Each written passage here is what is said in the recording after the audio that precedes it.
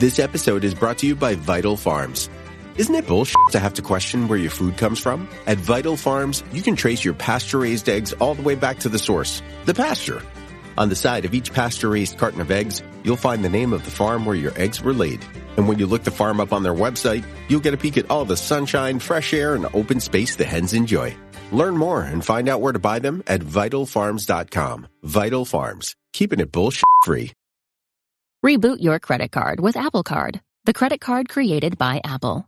It gives you unlimited daily cash back that you can now choose to grow in a high-yield savings account that's built right into the Wallet app.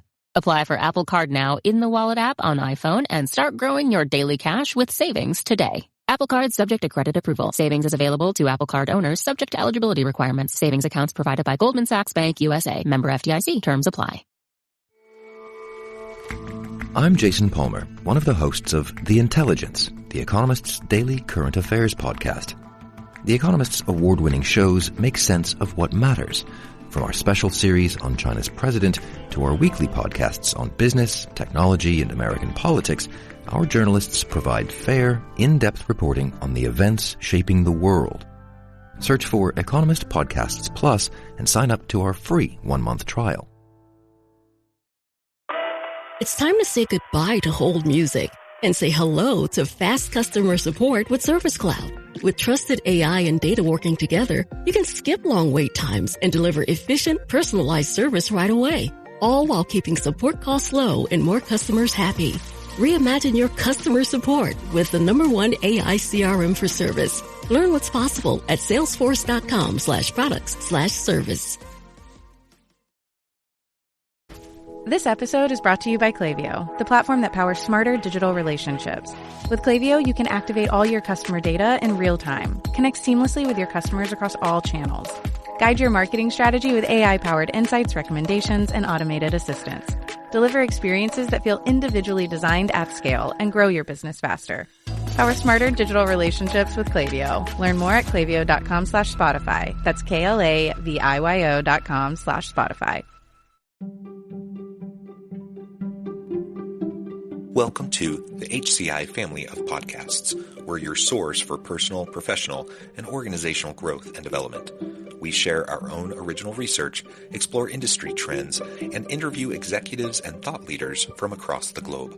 Join us for practitioner-oriented content around all things leadership, HR, talent management, organizational development, and change management. Maximize your personal and organizational potential with the HCI family of podcasts.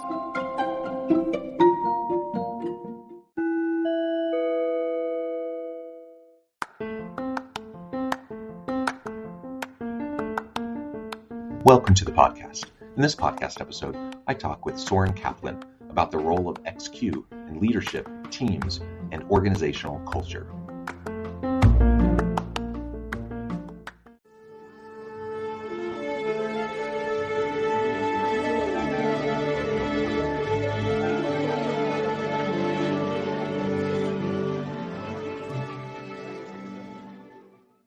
Soren Kaplan, welcome to the conversation today. Nice to be here, John. It is a pleasure to be with you. You're joining us from the Seattle area. I'm south of Salt Lake City in Utah. And today we're going to be talking about experiential intelligence, or XQ. We're going to explore what that really means and then talk about it in relation to leadership teams and developing a strong, healthy organizational culture. As we get started, I wanted to share Soren's bio with everybody. Soren Kaplan has been named one of the world's top management experts and consultants by Thinkers 50 and Business Insider. He is a columnist for both Inc. magazine and Psychology Today, where he focuses on how to build high-performing, resilient, and innovative teams and organizational cultures. That's just a snippet. I could go on and on, but I'm going to pause there. Anything you would like to highlight by way of your background, personal context before we dive on in? Only that I have worked globally around the world with tens of thousands of leaders, trying to understand what allows for disruptive leadership in terms of disrupting yourself so you can disrupt the market from a business angle. And then on the personal side, I've had the professional experiences, but I've also, had a lot of personal experiences that have kind of led me to write the book that I just wrote and identify how important experience itself is in becoming that third leg of the intelligence stool that we'll talk about. Yeah, well, great. And why don't we begin there? And you just mentioned the three legs of the intelligence stool. We often talk about IQ, EQ. What exactly do you mean by experiential intelligence? Why is it important? And how does it complement IQ and EQ? We've known for a long time IQ is important, and we have tests to measure it. Then we learned emotional intelligence, or EQ, is important, which basically means being in touch with our own emotions and the emotions of other people. And in today's world where things are changing faster than ever, you have technology disruption, you have artificial intelligence, you've got a whole host of changes happening around us. Intellect and emotions aren't sufficient. We need to understand how have the experiences that we've had growing up and in life and in business shaped us and given us assets that might be hidden, and also be able to see other people's assets, experiences that they might not necessarily be able to articulate, but that really fundamental to success. And that's really what experiential intelligence is all about. This episode is brought to you by Google Pixel, the official fan phone of the NBA and WNBA. The new Pixel 8 and Pixel 8 Pro are built different. How? Take the Audio Magic Eraser tool. It helps block out distracting crowd noise so your play-by-play commentary sounds crystal clear. The only phone engineered by Google brings out the audio you care about so your videos sound as crisp as they look. Learn more at googlestore.com/Pixel NBA. Audio Magic Eraser requires Google Photos app. May not work on all audio elements. Yeah, so tapping into our past experience, understanding our experience and the experiences of others, helping everyone. I mean, as you're saying that, I'm thinking, oh, that kind of sounds like therapy. You sit on the couch, you talk to somebody, and they help you unpack stuff from your past that maybe you haven't really spent time reflecting on. I guess my question then would be, outside of something like therapy, which I think probably most people can utilize to good effect. How would people go about developing this XQ awareness and ability? What's some of those first steps? Yeah, that's a great question. So let me just make this clear what we're talking about. So John, how did you learn to ride a bike? Did you read the manual? No, I think I hopped on and I tried. There you go. So, when we learn to ride a bike, typically, we might get help from someone. We might have training wheels. We'll be wobbly. Then maybe we'll take off a training wheel. We might fall over a little bit, and then we really figure it out. So let's unpack that for a second. So we learn the nuts and bolts of it. We learn how to steer and how to brake. And then perhaps as we get better, we get higher order abilities like, how do we ride defensively in traffic? Or how do we anticipate bumps in the road in the future? Now, those are higher order abilities we get. And then there's the mindsets around it. Well, what is a bike? Is it just transportation? Or is it about adventure? Or is it about socializing? How we decide to look at a bike in relation to ourselves is also important in terms of what we do with it. So you've got mindsets, higher order abilities, and just base skills and knowledge. And those are the three elements of experiential intelligence. Now, you talked about kind of going deep. So let's go deep for a second. I can learn how to ride a bike and I can just do it. And I can decide, oh, this is just for transportation. And that can all be conscious. However, let's say I'm riding a bike and I fall over in front of my friends when I'm younger and I'm embarrassed, or I get hurt. Bike riding can become a threat to me, or it can become a source of a reminder of the shame I had in front of my friends. And then I might shy away from even wanting to ride a bike. And so there are these mindsets that can get in the way potentially based on our experiences as an inhibitor of great leadership, of innovation, of teamwork, of risk-taking.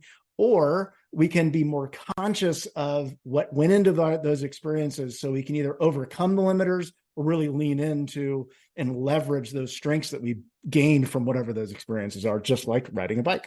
And right now I have 4 teenage daughters, and I have one that, has been working on her permit and just got her license. And so we're past the bike riding stage, but we're to, those higher order skills like you're talking about. Versus, when I first take my daughter to the parking lot after she gets her permit and starts, I just start to do the very basic things. very much relevant to what you were just describing. And the reality is we all have those things, right? In our everyday lives. For kids developing, it may be a bike, or a teenager, it might be a car. As you get older, though, there's all sorts of skills that we have experiences, the good, the bad, and the ugly with. And how we make sense of those and leverage them will make a big difference in how effective and productive we're going to be moving forward. Yeah, and we'll tie this into business and organizations and leadership, but even as a parent or as a coach or as a teacher, if we're aware that those experiences that those we're supporting are impacting them at those three different levels all the time, we can help people understand how did this experience impact me? Yeah. How do I process it? Do I look at this as a threat in the future, or do I look at this as something I learned and gained some assets from? And how do I then leverage that in the future? And so a lot of it's about framing, a lot of it's about processing in real time, so that we can, use whatever those experiences are as a springboard for where we want to go, rather than something to overcome through therapy or something else down the line. And so part of this is, if I'm individually trying to leverage my experience or help others around me on my team to do the same, it requires a good amount of self-reflective practice, right? To be able to consider. I'm wondering, from your experience, from your research and working with, industry professionals from around the world, what are some of those best practices in developing that kind of self-reflective mindset and toolkit, so that we can leverage these experiences?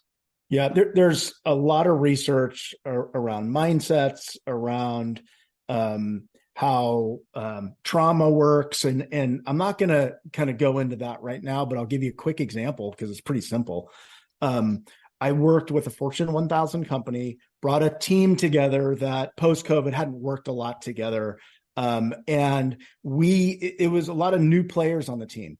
So we did a simple exercise. We basically had people come into the room ready to share. Here are 3 experiences that really shaped me and gave me some assets that I can now contribute to this team moving forward.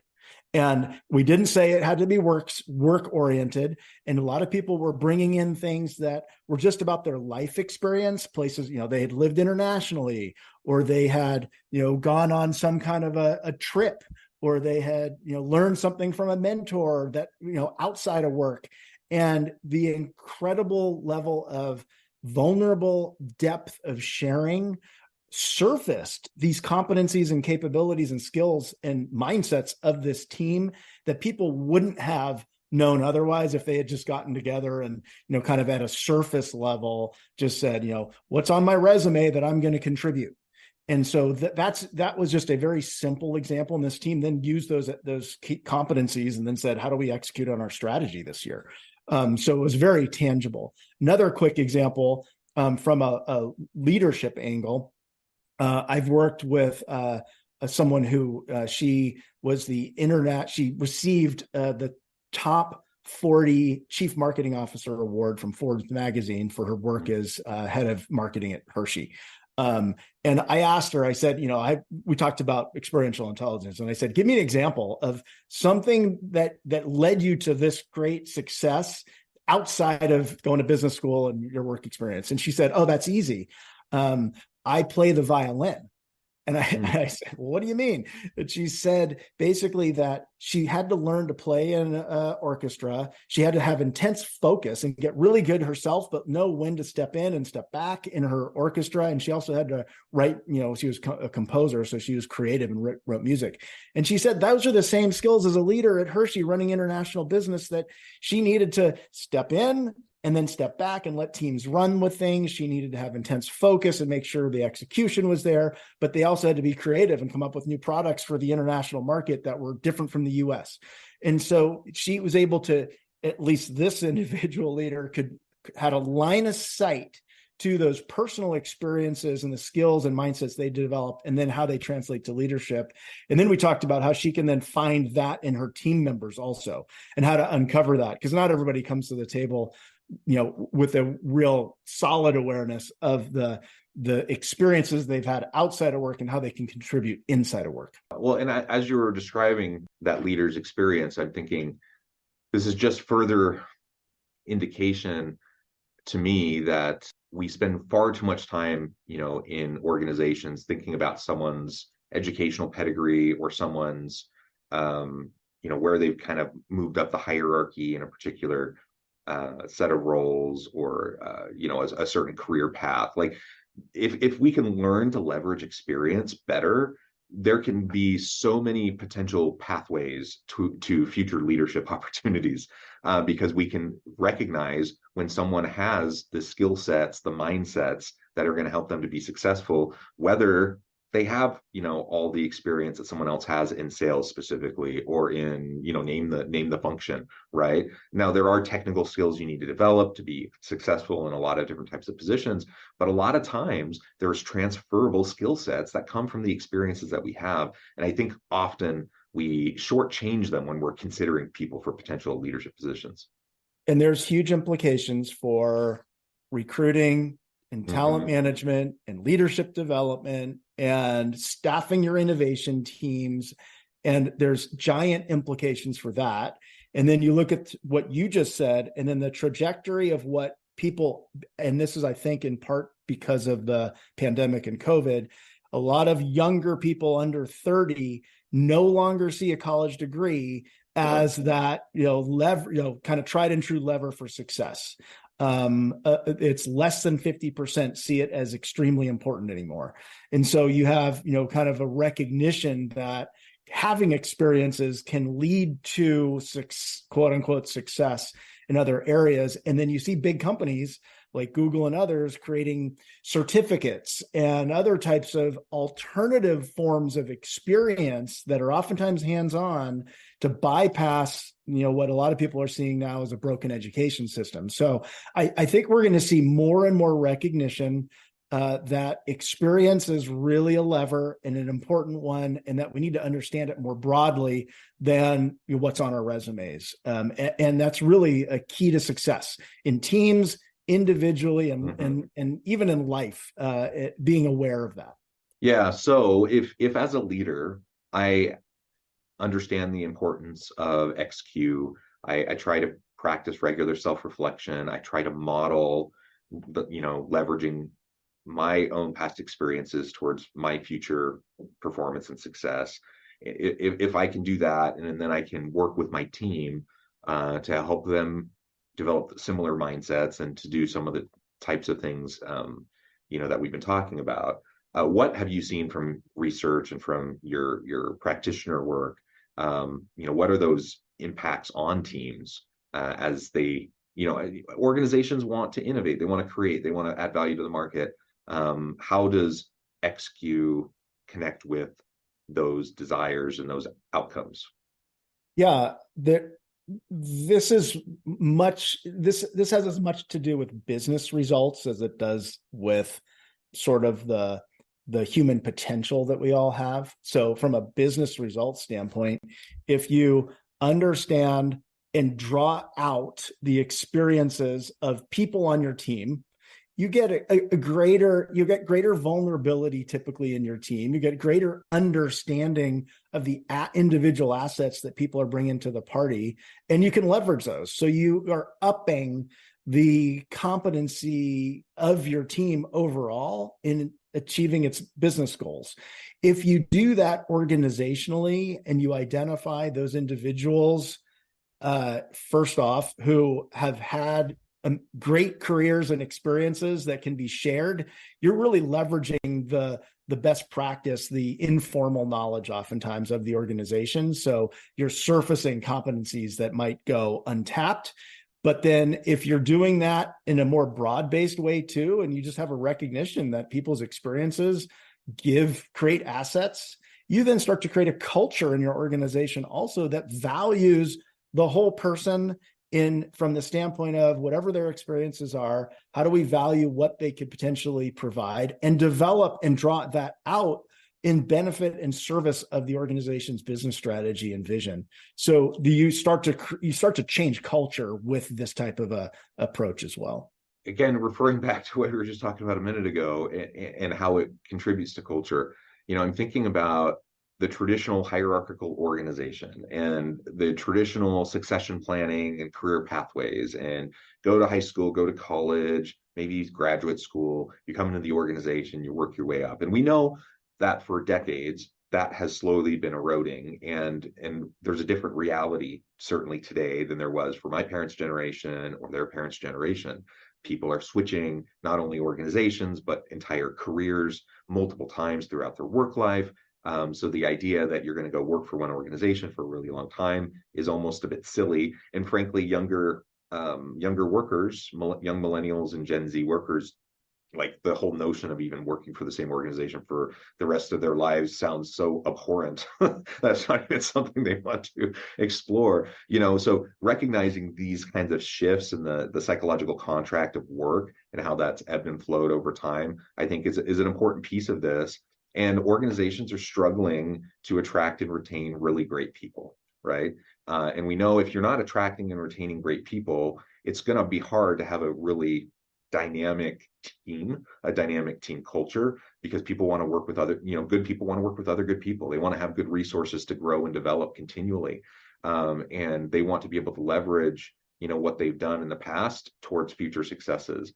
And so what organizations are waking up to more and more, and you've already pointed to, there are definitely examples of organizations that have been doing this for a while, is we need to get out of our own way. Like, we have to get out of our own way around these rigid structures that we put in place, that we say, in order for someone to be successful in this job, they need to have a college degree and 5 years experience, doing X, Y, Z or whatever. There may be instances where those kinds of requirements are necessary, but a lot of times I think it's just an artifact of the past, and it doesn't really serve us all that well now. And so we're leaving talent on the table. Like, we're literally losing good people because they don't have a way to progress in the organization in a way that's meaningful to them, because they're stuck on like kind of one rigid career pathway, and there's only so much opportunity for advancement in that rigid career pathway. But if organizations can recognize how to better leverage the experiences of these people in perhaps diverse ways in other parts of the business, then it solves our retention problem. It solves the labor shortage and skills gap problem. It helps with the cultural components of the teams. It just can help in so many ways. And I get that more and more organizations are starting to think this way, but it seems like there's still a huge gap, between kind of the traditional notions of career pathways versus, how we can leverage XQ into a more agile kind of a career future. I don't know. Any thoughts on that? Well, I completely agree with what you're saying. And then I would also highlight the fact that culture is created every day through people's experiences. Meaning, if we want to change our culture to more agile, to more innovation, we can create experiences intentionally to shape culture and give people whole new mindsets, abilities, and skill sets. And so, just two quick examples. I've been doing some leadership development work with NBC Universal as well as Ascension Health, who bring their high potential leaders through a development program, but it's applied. It's basically taking real business challenges around technology and the market and changing customers and consumers and healthcare issues and whatever it may be, and saying, we want you to go out and in an agile way, give yourselves experiences based on design thinking or innovation or product development that forces a whole new kind of way of being in an organization, because you have to drive innovation, and that's usually not like second nature to a lot of people who've been operators for a long time. And that experience changes people. That experience delivers real value at the same time back to the company, and then it sets the foundation for a more broader based culture, because you've had this group of people who've all had this shared experience that have developed mindsets, abilities, and know-how, toward shaping the future. And then they go off in the organization. And so there's a lot of things we can do to shape experiences also more proactively to drive change. Yeah, that idea of shaping experiences proactively really resonates with me. And again, I think this is one I think most people recognize, yeah, I need to give people stretch assignments and give them opportunities to grow. And I need to develop the bench strength of my team. And like these are kind of the notions that I hear people talk about a lot. So it's good that at least it's in the awareness of people collectively. But in reality, when you're in the daily grind, so many leaders are kind of running around like chickens with their heads cut off, just putting out fires all the time. And it's just very, very easy to lose sight of that kind of overarching goal to develop your people, and to, in strategic ways, think about how am I going to give these team members new, interesting experiences that can be leveraged not only to help us now, but to help us, 6 months from now, a year from now, 5 years from now, by developing that bench strength and helping them develop those skills, helping them think critically about the experiences while they're having them too. Because, I think so many people don't take the time to stop and reflect. And so even though they're having a tremendous experience, working with a multifunctional team, diverse backgrounds and perspectives, like so much that can be learned from that. But if you just get so caught up in the weeds of doing the work itself without taking time to really step back and reflect, then you're probably going to leave a lot of the potential learnings on the table, and you're not going to get as much out of that experience as you otherwise would have. Absolutely. I think that life is just a collection of experiences. And so the more we can be self-aware of the experiences that we're having, whether it's in life or work, and then decipher those along the way and work with them to understand what are they giving to us and what are we creating for other people, we are all just more conscious and more, able to achieve the things we want to achieve. Yeah, well said. Well, Soren, this has just been a really great conversation. I know at the time I need to let you go here in just a minute, but before we wrap things up for today, I wanted to give you a chance to share with the audience how they can connect with you, find out more about your work, and then give us the final word on the topic for today. Pretty simple to find me. It's my first name, last name.com, Soren, Soren, Kaplan.com, SorenKaplan.com. And the last word is, I think I sort of said it, we all have experiences. Sometimes they get in our way. Sometimes they're enablers. The opportunity for us in today's disruptive world is to understand ourselves better, help other people understand themselves better, and then work together to, collaborate in a way that kind of takes one and one and makes it three. And that's really what leveraging experience is about, and complementing your IQ and your EQ with your XQ or experiential intelligence. Soren, wonderful. Thank you so much for your time and your insights. I encourage the audience to reach out, get connected, find out more about what Soren can do for you. And as always, I hope everyone can stay healthy and safe, that you can find meaning and purpose at work each and every day. And I hope you all have a great week.